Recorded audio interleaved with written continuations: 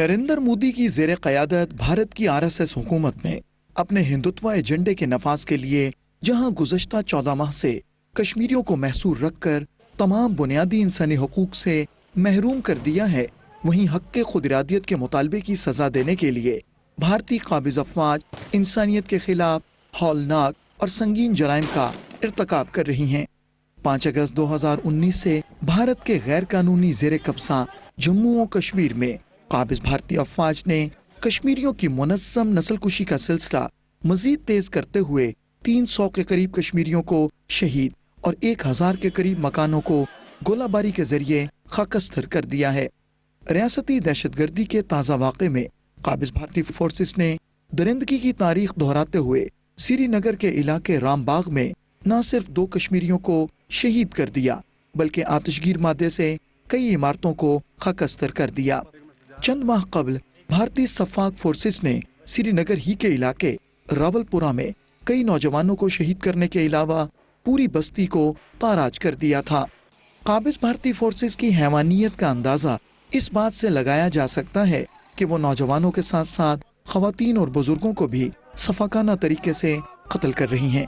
सोपोर में श्रीनगर के एक मोहम्मद शहरी बशीर अहमद खान का सफ़ाकाना कत्ल इसका मुंह बोलता सबूत है।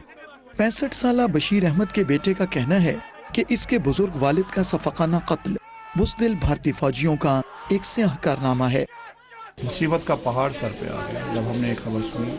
हमारे को वहाँ से फ़ोन आ गया कि यहाँ पे आपके वालिद साहब को सीआरपी वालों ने गाड़ी से उतार के मार दिया है और उनके साथ उनका ग्रैंडसन भी था, हमारा बच्चा भी था, हमारी बहन का बच्चा, तो वो भी साथ थे, उनके गोद में था, उनके गोद में ही रख के उनको गोली से मार दिया सीआरपी वालों ने।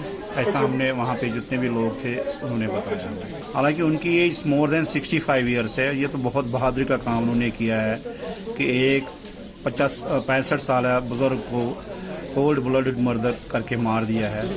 कितनी बहादुर है हिंदुस्तान की फ़ौज। और लद्दाख में जो है वो बिल्कुल सिटिंग डक्स की तरफ चाइना के हाथों से उनकी बकरियां बनाते हैं वो चाइना वाले। और कश्मीर में पूरी बहादुरी दिखाते हैं। हम innocent Kashmir 65 years old person को उन्होंने मारा। कितनी बहादुर है हिंदुस्तान की फ़ौज, देख लीजिए आप। वो भी निहत्था और ग्रैंड सन उनके गोद में लेफ़्ट साइड पे आप फोटोग्राफ्स देख लीजिए। कितने बहादुरी का काम उन्होंने किया है। मैं इस बहादुरी के लिए हिंदुस्तानी अफवाज को मुबारकबाद देना चाहता हूँ। मकबूजा जम्मू और कश्मीर में इंसानी हुकूक के कारकुनों का कहना है कि काबिज़ भारतीय फोर्सेस एक मुनज़्ज़म साजिश के तहत बेगुनाह कश्मीरियों को शहीद कर रही हैं। उनका कहना है कि कश्मीरियों की जायदादों को इसलिए तबाह किया जा रहा है कि उनको मुआशी तौर पर मजीद बदहाली का शिकार बनाया जा सके।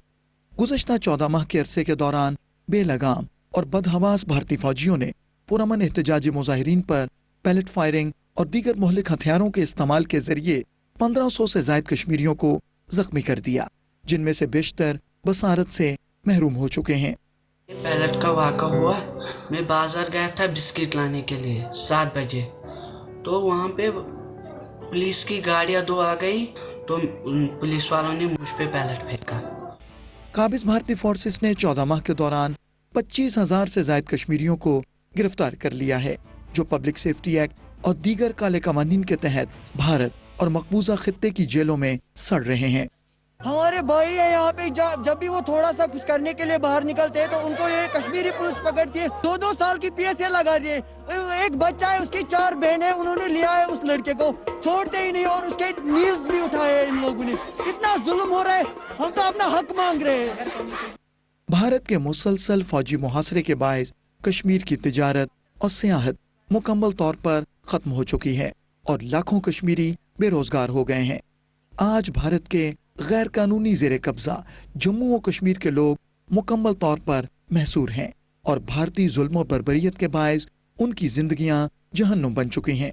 इन तमाम मजालिम के बावजूद कश्मीरी अवाम के हौसले बुलंद हैं। उन्होंने ये अज़्म कर रखा है कि वो RSS की हिंदुत्व बालादस्ती वाले नजरिए को कभी भी तस्लीम नहीं करेंगे।